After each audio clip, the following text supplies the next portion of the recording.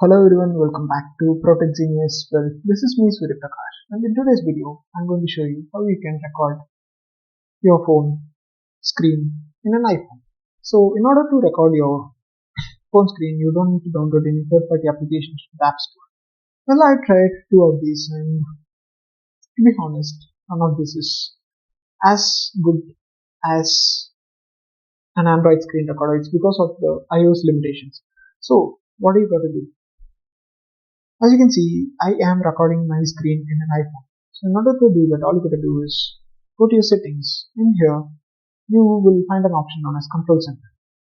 If you're using an iPhone X or later, in order to customize your Control Center, you have to scroll down from the right corner and here you will find the Control Center. As you can see, this red color icon is the screen record icon. By default, you will not have it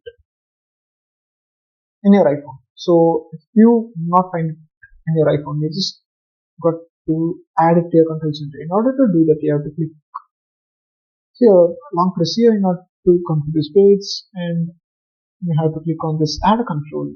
Here you will find the screen recording option. Here. Once you find it, just you have to add it to your control center. Like for example, let me try adding screen mirror. Just tap on it, you'll get added. If you don't like something, you can just click here to remove it. Not only screen recorder, but all your iPhone features are available here. And once you're done adding it to your control center, all you got to do is, if you're using iPhone X or later, scroll down from the right corner here and then click on this to start recording. The features of this includes turning on off your mic and then pausing this recording. But it is not as convenient as an Android screen recorder, but still it is useful.